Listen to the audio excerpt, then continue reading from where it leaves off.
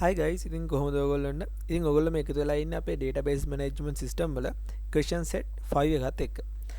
ඉතින් අපි question set 5 එක ගත්තාම මේකේ අපිට scenario එකක් තියෙනවා. අපි බලමු මොකක්ද අපිට මේකෙදි කරන්න තියෙන්නේ කියලා. මේකෙදි කියනවා the board of directors of New Vision Academy has decided to computerize the information of all the teachers in the educational institution. The software is being developed by Targa Software Solutions. Assume that you are working as a senior software engineer in this company and you and your team are responsible for creating the database of this software. Create the database according to the instructions given to you as follows. ඉතින් දැන් මේකෙදි කියනවා මේ New Vision Academy කියලා තියෙන company එකේ director board එක තීරණය කරලා තියෙනවා මේගොල්ලොන්ගේ විස්තර ටික කම්පියුටරයිස් කරන්න. ඉතින් මේ ඒ කියන්නේ මේකේ ටීචර්ස් ලගේ විස්තර ටික තමයි කම්පියුටරයිස් කරන්න යන්නේ ඉන්ස්ටිටියුට් එකේ. ඉතින් මේ වැඩේ බාරගෙන තියෙනවා තාරක සොලියුෂන් කියන software company එකෙන්. ඉතින් අපි ඒකේ senior software engineer කෙනෙක් විදිහට වැඩ කරනවා කියලා කියනවා. ඉතින් අපේ team එකට තියෙන්නේ මේකේ database එක හදන වැඩේ. හරි. ඉතින් මේකෙදී අපිට මුලින්ම කියනවා New Vision Academy කියලා database එකක් හදන්න කියලා කියනවා මේකේ පළවෙනි first question එකේදී. හරි. අපි දැන් අපේ HeidiSQL එක open කරගමු. දැන් හරි මේද අපි HeidiSQL එක open කරගෙන තියෙනවා. දැන් මේකෙදි අපි අලුතෙන් database එකක් හදන්න යන්නේ. දැන් මෙතනදී අපි උඩම connection name එක තියෙනවා. මේක උඩ අපි මොකද කරන්නේ? right click කරනවා. ඊට පස්සේ create new database. මෙන්න මෙතන අපිට database name එක දෙන්න ඕන. ඒතර අපි database name එක දැන් දෙනවා New Vision Academy කියලා. database name එක දීලා okay කියන එක click කරනවා. දැන් අපේ database එක create වෙලා තියෙන්නේ. මේ තියෙන අපේ database එක. තාම මේකේ table මුකුත් නැහැ. database එක විතරයි තියෙන්නේ. හරි. ඔන්න අපේ database එක අපි create කරගත්තා. හරි. දැන් ඔන්න first question එක අපි ඉවරයි. අපි යන්නේ second question එකට. මේකෙදි කියනවා this software has a table called teacher. මේ software එකේ teacher කියලා table එකක් තියෙනවා මේ database එකේ to store teachers data. teachers ලගේ data store කරගන්න. මෙන්න මේ details ටික තමයි teacher table එකේ තියෙන්න ඕන කියලා කියනවා. අපි table එකක් හදාගමු. table එකක් හදාගන්න. දැන් මේ database එක උඩ අපි click කරලා right click කරනවා. create new table. හරි. දැන් මෙතන අපි table name එක දෙන්න ඕන. table name එක teacher. ඊට පස්සේ අපිට දැන් තියෙන table එකට columns add කරගන්න. දැන් first column එක විදිහට add කරන්න කියන අපිට teacher register number කියන එක. ඒකේ data type එක වාචා සහ length එක 10 කියලා කියනවා. කොහොමද අපි column එකක් add කරන්නේ? මෙන්න මෙතන add කියන button එක press කරලා පස්සේ අපිට column එකක් add කරන්න පුළුවන්. column name එක දෙනවා teacher register number කියලා මම data type එක තිබ්බේ වාචා. මෙතනින් අපි data type එක select කරගන්න ඕන වාචා කියලා. ඒ වගේම මෙතනින් අපි length එක දෙනවා. length එක දෙනවා 10යි කියලා. ඊට පස්සේ අපේ default එක අපි no default දැන්ට තියාගමු. default value එක විදිහට. හරි. ඊට පස්සේ first name එක තියෙනවා අපිට enter කරන්න. අපි මෙතනින් add කරමු first name එක. ඒක data type එක වාචා length එක තියෙන්නේ 45. ඒක තමයි no default තියාගන්නවා. ඊට පස්සේ තියෙනවා last name එක. කලින් විදිහමයි.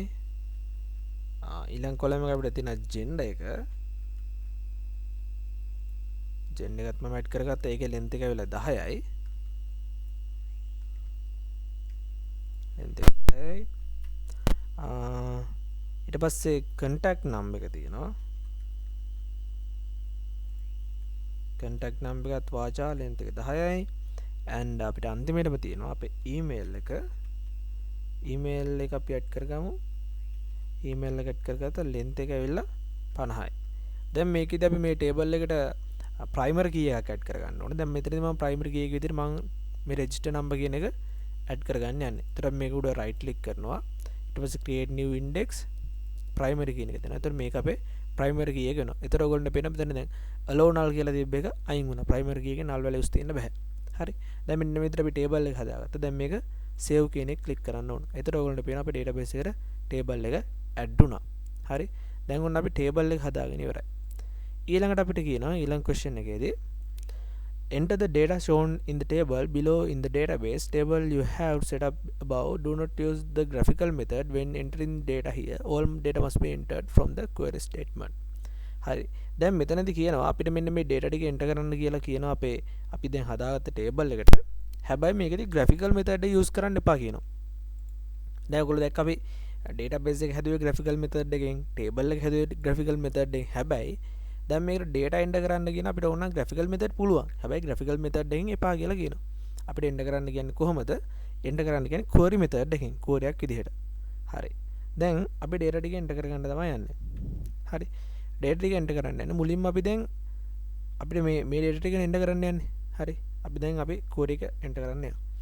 query එක මොකද්ද? data enter මොකද අපි data enter කරන්න පාවිච්චි කරන query insert into ඊට පස්සේ දැන් අපි insert into කියලා අපි දාගන්න අපි මොන database එක මොන table එකද කියලා. හරි. දැන් new vision academy කියන database එකේ teacher කියන table එකට තමයි අපි data ටික enter කරගන්න යන්නේ. ඊට පස්සේ අපි කියන්න ඕන අපි මේ data enter කරන්න යන columns මොනවද කියලා. හරි. මම මේ විදිහට දාගන්නවා. අපි පළවෙනි column එක මොකද්ද? teacher register නම් කියන එක. teacher rate නම් කියන එක පළවෙනි column එක. පළවෙනි කොලම් එක අපි ඇඩ් කරගත්තා. ඊට පස්සේ ඊළඟට අපි ඊළඟ මොන කොලම් එකකටද ඇඩ් කරන්නේ?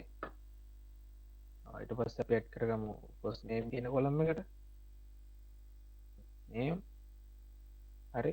ඊළඟ කොලම් එක last name කියන කොලම් එක ඇඩ් කරගන්න මෙහෙම. හරි. ඊට පස්සේ අපිට තියෙනවා gender කියන කොලම් එක. gender මේ විදිහට ඉස්සෙල්ලා අපි දැන් database එක table එක ඊට පස්සේ මොනවද අපි ඇඩ් කරන column කියලා columns ටික දෙන්න ඕන. contact us, contact number එක, contact number එක, ඊට පස්සේ email එක මේක type කරගත්තා. ඊට පස්සේ දැන් අපි මොනවද table ටික කියලා ඉවරයි. ඒ කියන්නේ columns ටික කියලා දැන් අපි ඇඩ් කරන values කියන්න ඕන. values කියන keyword එක පාවිච්චි කරලා හරි. එතකොට ඔන්න දැන් values මොනවද අපි enter කරන values. හරි. values අපි දැන් ගත්තාම දැන් අපි columns name ටික කිව්වනේ. ඒ වගේ values ටිකත් අපි enter කරගන්නවා නම් values enter කරන්නේ single quotation ඇතුලේ. හරි. ඒකත් අපි දැන් මේ table වලට මේවට අදාළව කියන්නේ මේ columns වලට අදාළව තමයි values ටික enter කරගන්න ඕන. හරි. දැන් මුලින්ම අපි තියෙන්නේ teacher register number කියන column එකේ data ටික. ඒකට මම ඉදින්න ගන්න value එක. value එක ගත්තා enter කරගත්තා. හරි. ඊට පස්සේ අපිට තියෙනවා first name කියන column එකට අදාළ value එක. කුමාර කියලා තියෙන්නේ. ඒක enter කරගමු. ඊට පස්සේ last name කියන column එකට අදාළ value එක. මල්ලව කියලා තියෙනවා. අපි ඒක enter කරගමු. single quotation ඇතුලේ value එක දාගන්නවා. හරි. ඊට පස්සේ අපිට තියෙනවා gender එක.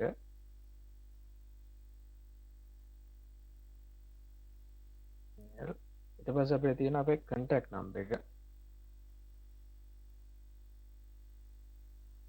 contact number එක දාගත්තම ඊට පස්සේ අපිට තියෙන්නේ අපේ email එක add කරගන්න.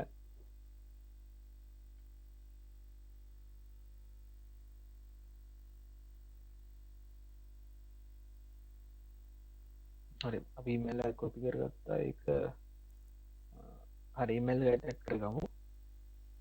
email එක add කරගත්තා. හරි. දැන් කොහොමද අපේ table එකට values ටික add කරන්නේ? මේක run කරලා බලමු. insert into කියලා අපි database name එක ඊට පස්සේ column එක මේ database name එක අනිවාර්ය නෑ. ඒක දාන්න පුළුවන් අපිට. ඒක අනිවාර්යයෙන්ම දාන්න ඕන කියලා ගන්න. ඊට පස්සේ column මොකක්ද table එක ඊට පස්සේ column ටික සහ ඊට පස්සේ values ටික. හරි. මේ විදිහට අපි add කරගත්තා. අපි දැන් මේක run කරලා බලමු. error එකක් ආවේ නෑ. වැඩේ run වුණා. අවුලක් නෑ. effect close කියලා තියෙනවා. බලමු database එකට කියලා දෙලාරි table එකේ.